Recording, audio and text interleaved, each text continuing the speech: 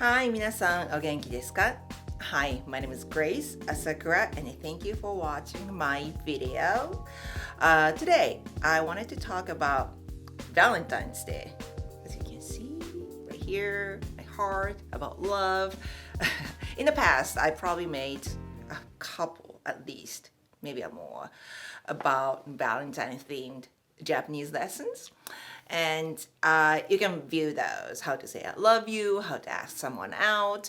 Today, not so much about language lesson, but if just in case you are going out with someone from Japan, or maybe you are in Japan and going out with someone, I thought maybe it's good to know their sort of dating culture. But the disclaimer, this lesson or this video is totally based on my personal experiences or things I hear or have seen. So I'm not a psychologist or relationship guru. So if you hear something that is not true, you can write it down, but just don't you don't need to hold me accountable and call the police. She said something bad, you know. That's the one thing. Like in a relationship, usually there's no right or wrong. Of course, if you do, if you abuse someone or if you lie and cheat, sure, they're wrong. But usually it's hard to determine who's right, who's wrong, or is there such thing who's right or who's wrong? That's a eternal theme. The interpretation of love and expression of love is different in countries or genders or generations. That remind me, I moved to LA 21 years ago, so maybe some of my information or ideas might be a little bit old school, FYI, but I'm not gonna reveal my real age, but I'm not a teenager anymore. So if you're a teenager and try to get the relationship going, it might be a totally different deal. Because when I was growing up, I didn't even have a smartphone. It was all about calling each other or writing actual letters. So that was a different deal back then. Yes. Oh, by the way, so quickly, as for Valentine's Day, we say Valentine's Day, just katakana English. It's the same day, February 14th. And somehow it's a day once in a year a woman can ask men out. That's the definition. Used to be.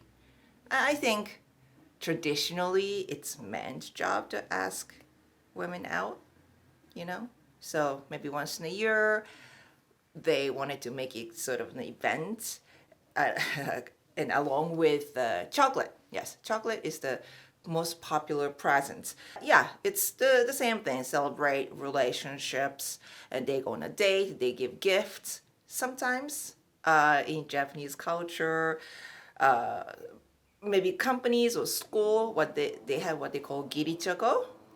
In schools or offices, there used to be a culture that, girls gonna give away a little chocolate, some present. Because giri means, I would translate this as like pity chocolate or sympathy chocolate.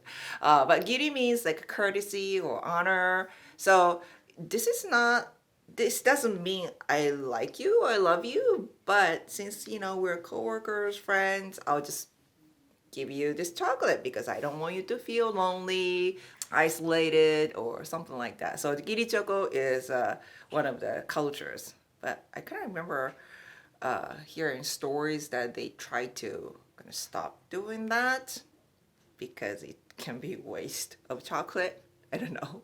That makes sense though. So yeah, of course, chocolate is the most popular, but people give other gifts. So gift exchange or going on a date, it's the same deal in the States, but it can be more about the date. Like you can kind of express the hidden crush to someone. I guess it's in here as well. Yeah. So it's a good opportunity for, especially women, because culturally that made it as they make it as a weird rule. It's for women to ask for men out. But I think they go both ways in Japan right now. But I wanted to talk about those subtle differences, what people expect out of a relationship. So I kept using expressing love. I think it's important, and we do in any culture, but I realized that maybe in Japan it's more subtle and using less words and more about action.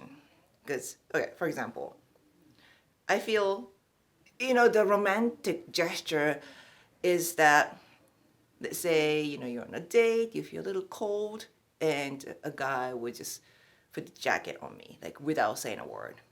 Then I feel like, oh my God, he is paying attention to me and he's trying to, make me feel the most comfortable. Maybe he's going to feel cold, but he's trying to sacrifice his comfort for me. I think it's a gesture.